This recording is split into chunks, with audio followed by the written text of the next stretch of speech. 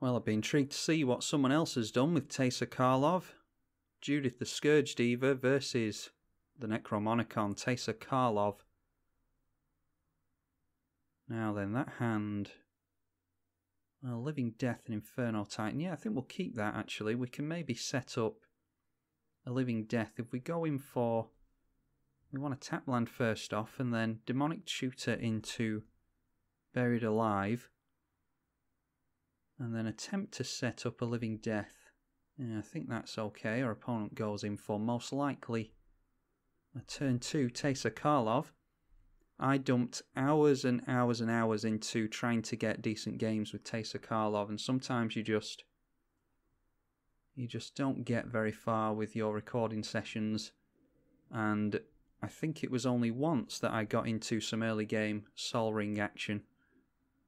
And then the first time we face up against Teysa and our opponent gets into it straight away. We'll go in for our Demonic Tutor. And we can Buried Alive next turn. And in hindsight, actually, because I had tunnel vision there of going for Demonic Tutor into Buried Alive, I actually should have Rakdos Charmed there. This is the first time that I have gone with the Rakdos Charm, and here we go. Gonna learn how good Smothering Tithe is in this game as well. No, we're not ever gonna pay for that. We'll go for... Yeah, I don't think there's any point in us blowing up the Sol Ring now. We just have to try and outrace our opponent. We will grab ourselves Anger and Grave Titan. Actually, if we're just going to go for outracing our opponent, we can just go for the combo of Murderous Redcap and Machias the Unhallowed. Although that entails having a sack outlet, doesn't it? Yeah, so instead of that, we'll go for Viscera Seer, Machias the Unhallowed and Murderous Redcap. There we go, so we have a package in the graveyard now. And if we manage to get that Living Death off... I wouldn't have gone for that, but our opponent got into a Sol Ring on turn 1. Yeah, they're getting into Enlightened Tutor now, and they have plenty of ramp with Smothering Tithe, so they're just going to be too fast for us to keep up. And that's saying something against a Rakdos opponent. Oh, and they grab themselves an Animate Dead.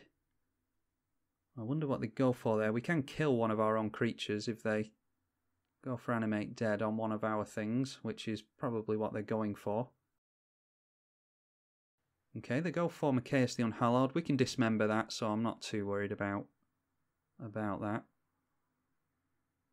3 cards left in our opponent's hand. We draw into a Grave Titan. And I actually am going to pay for that. We will... Yeah, our opponent might play around... Yeah, we can dismember at instant speed. Unfortunately not getting into lands or any kind of ramp. Okay, Tithe just gets them a plains because we're not drawing into any lands apparently. And I dare say, here comes Teysa. Yes, so we'll just go for Dismember there. Out comes Teysa Karlov. Looks like it is some kind of Reanimator commander. We can go for a card that I've just decided to add to the deck. That is Cut to Ribbons. I've been finding that we manage to get our opponents down to a low life total sometimes, and then...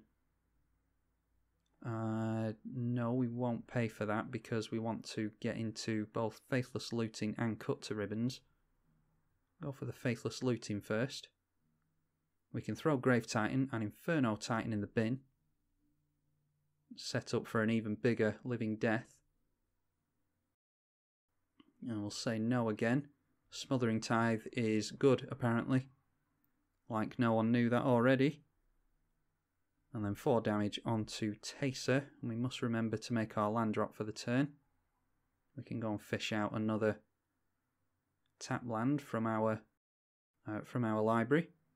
And we are online for Living Death next turn, so hopefully our opponent doesn't exile our graveyard in that time. They might... yeah, they might be aiming for it now.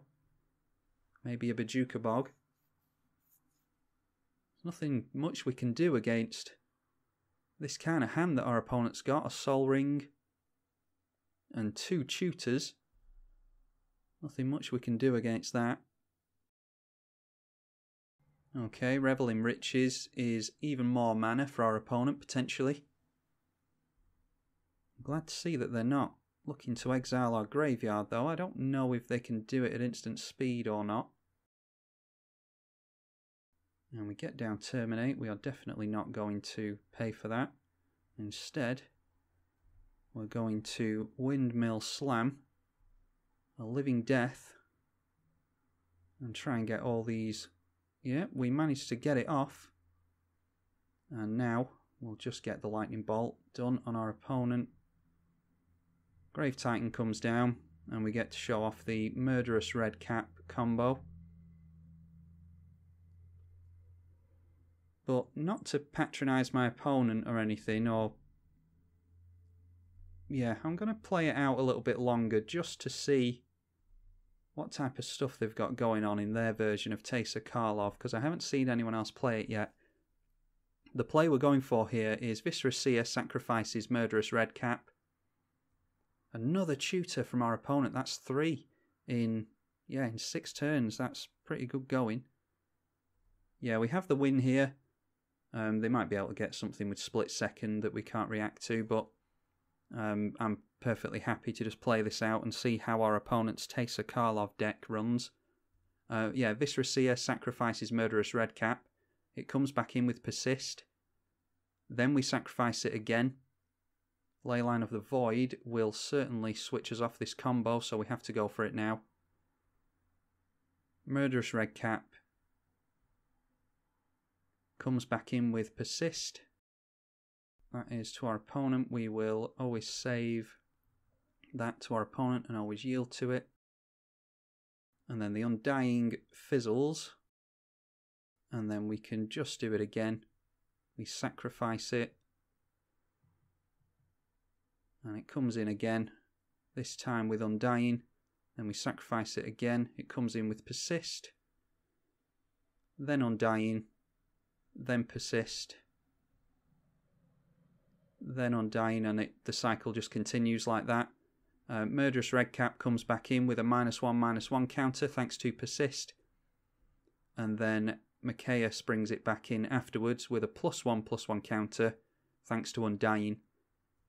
And each time that happens, Murderous Red Cap deals damage equal to its power to our opponent. So, not a particularly big fan of infinite combos like that, but if our opponent, it's in the deck specifically for situations like that, our opponent gets into fast mana and 3 tutors and just does whatever they want with us. So if we can outpace our opponent like we did there, then it's fine with me. This is exactly the type of situation that the combo is in the deck for. So that was Judith the Scourge Diva versus Teysa Karlov.